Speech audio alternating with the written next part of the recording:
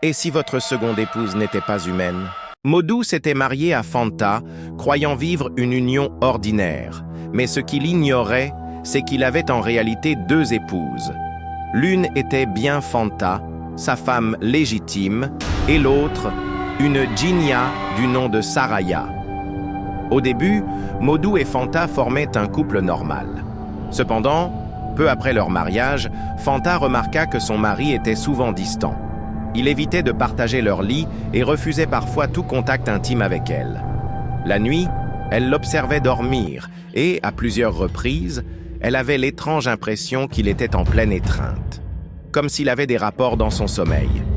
Elle pensa d'abord qu'il s'agissait de simples rêves, mais quelque chose d'inexplicable la troublait profondément. Chaque matin, lorsqu'elle lui en parlait, Modou se contentait de rire ou de minimiser ses inquiétudes, refusant de la prendre au sérieux. Mais une nuit, tout bascula. Il était 3 heures du matin. Fanta était encore éveillée lorsqu'elle sentit un léger courant d'air. La porte s'ouvrit lentement, sans bruit. Son cœur s'accéléra. Une femme entra, vêtue d'un pagne blanc, ses longs cheveux soyeux tombant jusqu'au sol. Elle était d'une beauté envoûtante, presque irréelle. Un frisson parcourut l'échine de Fanta, mais elle rassembla son courage et demanda d'une voix tremblante « Qui es-tu » L'intruse sourit, moqueuse, et s'approcha doucement. Son regard perçant semblait sonder l'âme de Fanta.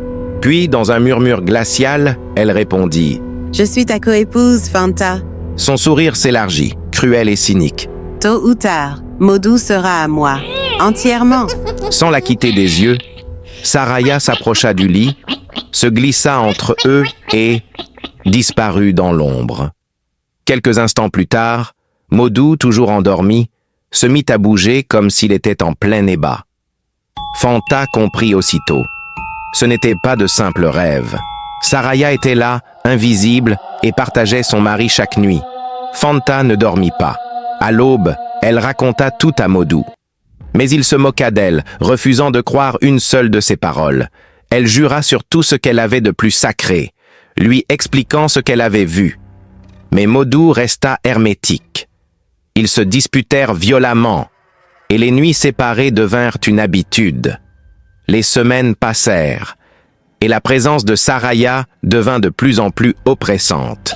Fanta entendait des éclats de rire dans la maison lorsqu'elle était seule, voyait les bols bouger tout seuls dans la cuisine.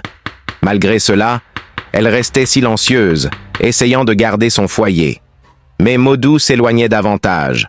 Lorsqu'elle lui suggéra de consulter un marabout pour se débarrasser de son djinn, il se contenta de lui répondre, agacé, « Tu es juste trop jalouse. Il n'y a rien, tout ça est dans ta tête. » Fanta comprit qu'elle ne pourrait jamais gagner cette bataille seule. Épuisée, brisée, elle prit sa décision. « J'ai tout essayé, Modou. Je t'ai prévenu, mais tu ne veux pas voir la vérité en face. Tant que tu ne chercheras pas à te libérer, Saraya ne te laissera jamais avoir une femme. » Elle fit ses bagages et quitta la maison malgré les supplications de Modou. Au moment où elle franchit le seuil, Saraya apparut brièvement et, dans un murmure venimeux, lui lança « Je t'avais prévenu, Fanta, j'ai gagné. Et si jamais tu oses revenir, tu n'en sortiras pas vivante. » Puis elle disparut, laissant derrière elle un rire sinistre. Depuis ce jour, Modou est toujours célibataire. Il n'a jamais pu se remarier.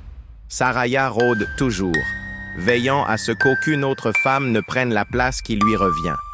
Se remariera-t-il un jour? L'avenir nous le dira.